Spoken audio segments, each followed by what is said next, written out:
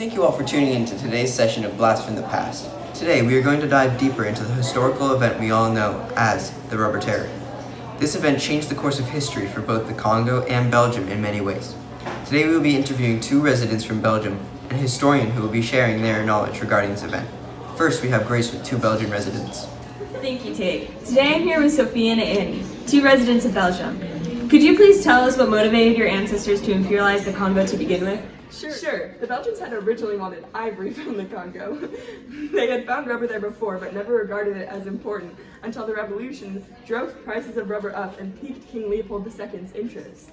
Yeah, Europe also needed additional natural resources during that time, and the Congo had long been considered significant due to its location, resources, and vulnerability. Well, as you can see, Belgians had a plentiful amount of reasons to invade the Congolese territory. Now, could you please share with us some of the ways in which the Belgians benefited from the Rubber Terror? Yes, Europeans helped less advanced societies by providing education and technology. They also gained rubber and iron resources. Along with that, a lot of the money of the Belgian went to the King Leopold's wives' expensive dresses and grand monuments built in honor of the king. Belgium also gained land, power, and raw materials. Can you also explain the major reason why Belgians imperialized the Congo? Yes, Belgian imperialism in the Congo Free State was done to extract rubber in order to supply the demand created by the Industrial Revolution. Urbanization, no. You mentioned King Leopold II. Could you tell us who that was? King Leopold II was the king of Belgium and the Congo during the Rubber Terror. But even though he was the king, he actually never went there in his life. Interesting. Now, are there any other motives you can think of? Sure, the Congo's minerals also added to the country's importance. Although the value of rubber and ivory outside the Congo has been fluctuating, the country's resources remained impassive. Also, it had been the world's largest producer of cobalt, the second or third largest producer of diamonds, and the fifth largest producer of copper. Thank you, Grace. I'm here today with a professional historian who studied the Congolese atrocities. Could you please elaborate on what the Belgians did once they arrived at the Congo and how the Congolese people were treated? Of course. When the Belgians arrived, they only wanted the Congo's resources and did anything they could to get them.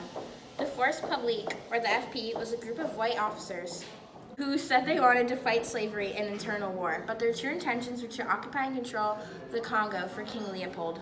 During the Rubber Terror, to get the men to do their work and to get the rubber, they would send them off into forests while their families would get tied up and abused until the men returned with hopefully enough rubber to save their families. But if not, the FP would murder everyone in the village, or they would have their hands chopped off. But at the end of the Rubber Terror, King Leopold of Belgium was responsible for the death and mutilation of 10 million Congolese people during the late 1800s.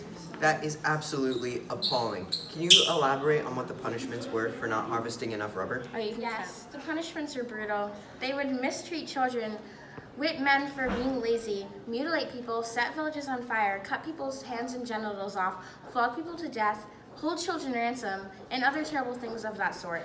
Enslaved natives had a certain amount of rubber they had to attain, which would get collected by the Belgian government. When officials collected the rubber, they did so by a brutal process of stealing, arson, and rape. This sounds like one of the most detrimental events in history. Were there any economic effects on the invasion that you would like to share with us? Sure. The extraction of rubber stunted the economic development of the Congo. The developed and diverse economy was unfortunately destroyed. Once Belgians arrived and saw the amount of rubber that could be produced, they shifted the economy away from all other sectors and focused almost exclusively on rubber and ivory extraction.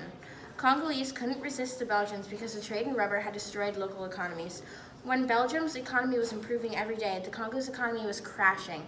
Overall, Belgium made about $1.1 billion in profit.